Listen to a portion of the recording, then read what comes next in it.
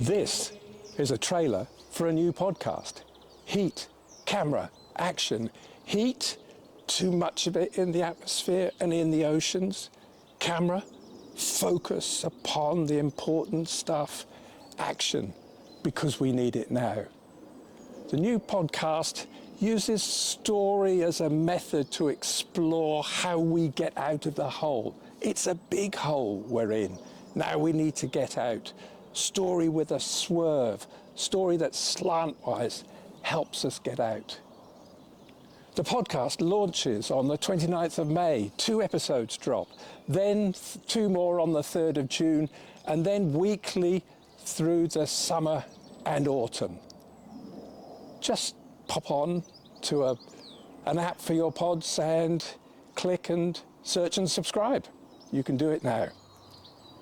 Let's hear a little bit about what we'll find. In the pod, we hear from culture leaders and wanderers, the crossers of boundaries, the storytellers. Good stories, not just a hiding place, it's a finding place. My guests are writers and poets, artists and scientists, environmentalists and farmers, business leaders, activists, international negotiators, free festival directors.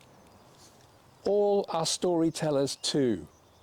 Here's a taste of some of the clips that you'll be seeing and hearing in the episodes to come. Anita Roy, author, scyther and transitioneer.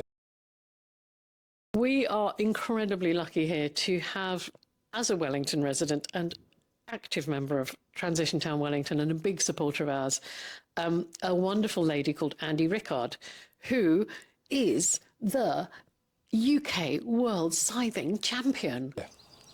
Lloyd Peck, veteran of 800 Antarctic dives. Sea spiders in the UK, the biggest ones are about 1.5 centimetres across.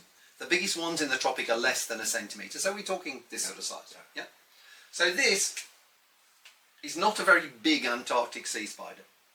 This is sort of mid-range. The biggest ones are 50, 60, 65 centimetres across. So 2 feet, yeah. So 3 times the diameter of this. So you're thinking the alien where it grabs you around on the face, isn't it? Yeah. Joe Roberts, wilderness therapist. We don't ask people to force them into being vulnerable, but actually when you're in the wild, you are vulnerable. You know, you're all going for a wee behind a tree and picking up the spade, who we call Douglas, and disappearing with your roll of blue paper. You know, those things we hide away from in everyday life, that's part of our humanity, just come to the fore. You know, the tears fall quickly in wilderness. Rupert Reed on activating the climate majority. Fruitopia is if we're going to achieve any elements of fruitopianism in the real world, it's going to require all of us. It's going to require all of us to lean into the kind of adaptation spirit that we need. It's going to require enormous feats of creativity and imagination. Mandy Haggis, poet and ascent activist, who says verse can't make it worse. And yet how we respond to the kind of multiple problems that we're facing, whether that's biodiversity or climate change or whatever, are all driven actually by how we feel about things. And Ian Collins on the 100-year life of Ronnie Blythe. And how nice to be talking to Ian Collins, his biographer here. We're sitting in the garden, Ian, a little bit like Ronnie would have done. Exactly, in his chairs. In his chairs. On a lovely sunny day in February. The weather's turned out well for us. Things always turn out well in the story of Ronald Blythe, don't they find? Nikki Saunter, mask maker, and on being a magpie. I would sort of say be a magpie. Yeah. You know, be a magpie. Choose the good things, the bright, shiny things that other people are doing that are working and looking good. Don't feel like you've got to come up with some great philosophy yourself. This is what you'll get from the pod. Ideas, insights, a sense of agency.